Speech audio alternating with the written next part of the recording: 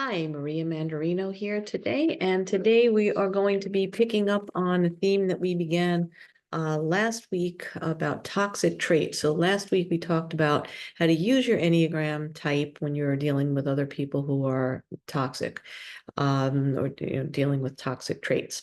And today we're going to look at red flags that show us when we are behaving toxically. So, kind of flipping the coin there. So before we begin, I'd like to ask you to remember to like, comment, and share the episode. These things really do help me out. So if you haven't already, please remember to like, comment, and share. And if you would, if you're interested in this content, please subscribe to the channel as well. YouTube is providing new stats. And about 75% of the people that are watching these episodes are not subscribing. So if this is information that you want to keep updated on, please remember to hit that subscribe button because that really does help me out as well. I'm trying to reach 500 subscribers by the end of this year. It looks like that's a pretty realistic goal. So I would appreciate your help with that. And if you would like to be kept updated about upcoming programs, I have a course coming up it's been redesigned. So that's going to be released soon, probably within the next month. That will all be announced through my newsletter. So if you go to my website, and I'll have all of this in the show notes, but if you go to mariamandarino.com and you click on services, the services tab at the top, go down to the Enneagram. On that page, there should be a form that you can fill out that will subscribe you to the Enneagram list. The reason I mention the process of going through that is I don't want you to land on the acupuncture website, email newsletter page, because then you'll get my newsletters for acupuncture. So if you want that, that's great. So do that through the acupuncture tab. But if not, sign up through the Enneagram or the spiritual direction tab. Either one of those would be the same newsletter. So again, there'll be information on the upcoming course there and other specials and programs that I'm going to be releasing. If you would like to work with me privately, you can do that through the website as well. I do offer a free half-hour consultation to determine if we would be a good fit to work together. So you can also do that through mariamandarino.com. And I also offer Enneagram typing, which is a typing process, two session interview, two meetings, I guess I should say, two different meetings where we go over a lot of questions, and then second meeting we do some more follow-up questions and clarifying, and then we start kind of doing the work, start talking about where this is showing up in your life and how it's showing up. So two sessions there for typing. I also offer spiritual direction online, and Enneagram work through the spiritual direction, and I do archetypal astrology. So usually the style of my work is to integrate that with the Enneagram, but we can do that however you want it to look. So those are things that I do. If you are local to the Phoenix area, I do acupuncture, more spiritually based acupuncture. Not that I don't work with physical problems, but if we're looking at the physical problems, we're usually going to talk about why those problems might be manifesting. So that's kind of how I work, more at the psycho-spiritual level with acupuncture. And I also have an Enneagram informed acupuncture program that's here in the Phoenix area. You would have to be here in person for that. So check that out on the website. That speaks to you. So today's topic, toxic traits of your Enneagram type. So the reason I decided to do this particular follow-up to last week's episode is we're in eclipse season right now. So eclipses, among other things, bring up intensity in ourselves and the people around us. And if we're noticing our behavior and more aware of our behavior in the context of our Enneagram type, it can really make things easier. Instead of just, being reactive or stressed, and then other people who maybe aren't Enneagram informed at all become reactive to how we're behaving. And then we have a whole big mess on our hands, right? So the Enneagram can help us, kind of gives us some red flags as to where we might be behaving in a toxic kind of way within our type. So I'm going to start with type 1. Most of these are going to be in question format. I think all of them are actually. So Enneagram type 1, my question for you is, look around. Are the people in your life not speaking to you? And perhaps they're not speaking to you because you're being hypercritical, because you're being too rigid, because you're being opinionated. And what happens when we meet people with that behavior? We're in a toxic state of mind, right? Emotionally toxic. And we fall into these lower behaviors of type, right? So for type 1, that's going to be being super critical, being rigid, being inflexible, being opinionated. And usually the response that, if somebody's not actually arguing with us, which might be the other scenario, usually people are just gonna shut up and not engage.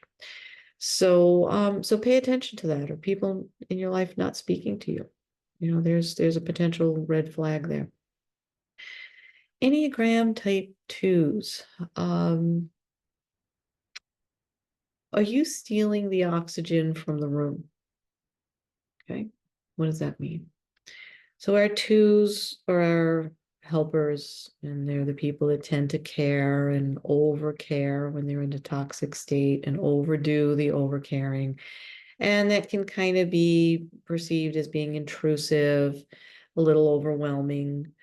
And there's a manipulative quality that goes with that, because the 2 is expecting, if I anticipate your needs, you'll see to mine. So there's kind of this quid pro quo that 2s do in a toxic state.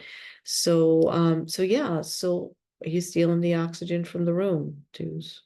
Something that you're doing? Is that something that you've noticed that you've done, in the past, right? It's consuming when somebody thinks that they know your every need and anticipate that need and step in and do things before somebody might want those things done. So it does have this feeling for some people. There's just, you're choking me out, right? It's kind of like the weed in the garden, just choking out all the plants. So are you doing that? Type 3s. My question for you is, when was the last time you noticed your family? So type 3s are performers, they're achievers, and their reason for performing and achieving is that they will be recognized for what they do, for their success. And in doing so, they can kind of almost obliterate their loved ones. Kind of let them go about their normal things. They're just, my loved ones are all okay. I'm succeeding so I can take care of them, or do whatever they need done, or see that I'm successful so they'll love me. And there's different variants of that. But yeah, because again, kind of similar to the type 1 with the people that just stop talking to the type 1, which, by the way, I don't think I mentioned the name. That's the reformer, or the perfectionist is the type 1, right? So the people that just kind of shut down and clam up because they don't want to be criticized anymore, so they just stop talking to you. Well, the type 3 is just so into showtime all the time and being center stage, that the people around them are just like, I'm just going to kind of go do something else because they don't need me. They're a one-man act or a one-woman act, right? So that's my question for the 3s. If you're falling into your toxic trait, my question would be, when was the last time you noticed your family, or your loved ones, whoever's around you, your people? When was the last time you noticed them? And what are they doing? Are they present, or have they kind of moved along um, to do other things because you're so wrapped up in, again, being center stage, right? Being the great success. Type 4s, your toxic trait. The question to see if that's what you're doing. Are you basking in the drama? Okay. We know that type 4s, the romantic, the unique person, Type fours like to be special when they're in their lower place. Their equanimity is their higher expression, but in their lower expression, they have a need to be special and unique and to be noticed. And there's this underlying belief, and this is really more of what I'm going for here. There's this underlying belief that they are the only ones on the planet who can feel. And again, I'm talking about from the toxic vibration. Okay, so you functional fours, don't come at me because a couple of you have. So if you're a healthy four, that's not what we're talking about. Um, but our low fours, they have this belief that they're the only ones that know what feelings are. Okay, so if you're doing that, you tend to bask in the drama, right? If we can make the drama bigger, well, all the better. So that would be my question for the fours. If you're kind of stressed out and coming from a place of toxicity, if you're struggling with people in your life, are you basking in the drama and making everybody else leave because they just can't do the big drama? So there's your question. Type 5. When was the last time you left your house? That's your question. So when type 5s are not happy, they self-isolate. They feel, overwhelmed, and they feel that they don't have enough energy. So to ensure that they have enough energy, they just shut down. And this is a type that's introverted to start with, right? So they shut down a little more and they self-isolate. And in that, this initially the self-isolation feels good to them because they can, kind of cocoon and get some of their energy back. Then what happens is everybody else is kind of in this space of, well, who needs them? They don't need me. They just blow me off. So everybody else skips out. And now you're really lonely. So there's that, there's isolation, there's self-isolation, and then there's this other component of now you feel alone and alienated.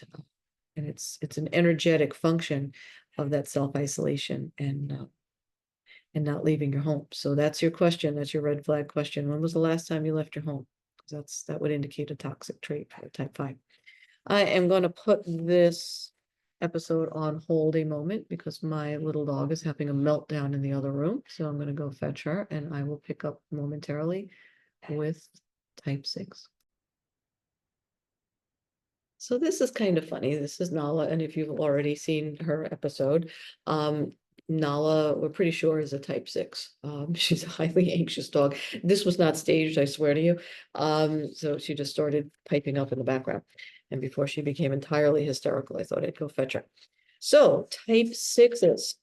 My question for you is, are you drawing everyone around you in your tribe into paranoia? So we know that 6s get their, I don't want to say get their energy from the group, but they feel safe in the group when there's a cohesive energy to the group, right? Because everybody's working together, everybody's on the same page. If everybody's working together on the same page, well, then we're going to make sure we're safe. So that's the question for the 6. Are you drawing everyone around you, all the people in your tribe, all your safe people? Are you drawing them into your paranoia? So we know 6s are prone to being skeptical, being doubtful, and being fearful. Again, these are lower expressions of the 6. So in so doing, in doing so, I should say, they overthink, they overplan, and they do that because they're afraid. And then that fear gets bigger and bigger, and it can spill into paranoia. And then all of a sudden we have a paranoia party going on, and you're dragging everybody around you into that. So that's a red flag for the 6. That's some toxic behavior there. So there you go, 6s. That's something to look for and work on. Type 7s. You have a few questions, which the 7s will probably love.